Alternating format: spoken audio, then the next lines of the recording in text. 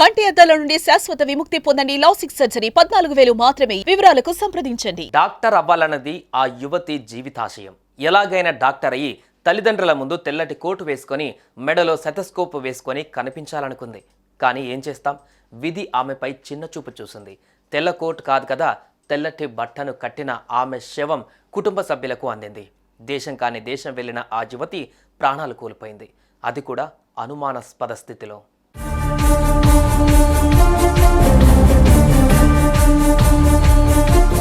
సంగారెడ్డి జిల్లా పటాన్ చెరు మండలం ఇంద్రేశం గ్రామం రాయల్స్ ఇంద్రప్రస్థాన్ కాలనీలో విద్యుత్ శాఖలో డీఈగా పనిచేస్తున్న చింత అమృతరావు నివసిస్తున్నారు.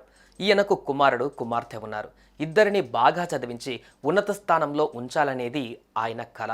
అందుకే ఎంత కష్టమైనా కుమార్తె స్నిగ్ధను ఫిలిప్పీన్స్కు పంపాడు. ఎంబీబీఎస్ చదువుకొని పట్టాతో ఇంటికి వస్తుంది అనుకున్నాడు. కానీ ఆ తండ్రికి కన్నీళ్లే మిగిలాయి.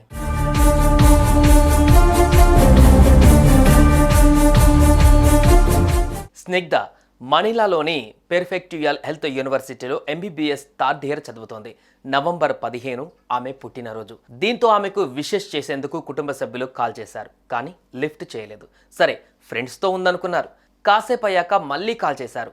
అయినా లిఫ్ట్ చేయలేదు. దీంతో ఆమె ఫ్రెండ్స్కు కాల్ చేశారు. అయితే ఎంతకీ గది తలుపులు తీయకపోవడంతో స్నిగ్ధ కుటుంబ సభ్యులు భయపడిపోయారు.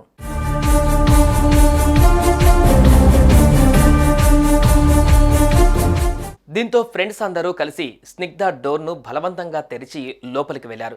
కట్ చేస్తే స్నిగ్ధ అక్కడ అనుమానాస్పద స్థితిలో చనిపోయి ఉంది. ఆమె మెడపై నలిగినట్లు ఉండడంతో బహుశా ఆత్మహత్య చేసుకుని ఉండవచ్చని అనుమానం వ్యక్తమవుతుంది. ఈ విషయం కాస్త అక్కడి పోలీసులకు చేరడంతో మృతదేహాన్ని స్వాధీనం చేసుకొని విచారణ జరుపుతున్నారు. హత్య, ఆత్మహత్య అనే కోణంలో ఎంక్వైరీ చేస్తున్నారు. ఇక కుమార్తె మృతి విషయం తెలిసి అమృతారావు కుటుంబ సభ్యులు కన్నీరు మున్నేరుగా విలపిస్తున్నారు.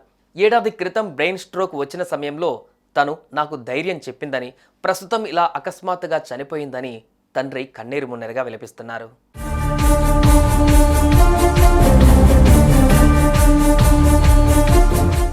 బిడ్డ డాక్టర్ అయ్యి తిరిగి వస్తుంది అనుకున్నారే కానీ విగత జీవిగా వస్తుందని కలలో కూడా ఊహించలేదు స్నిగ్ధ కుటుంబ సభ్యులు.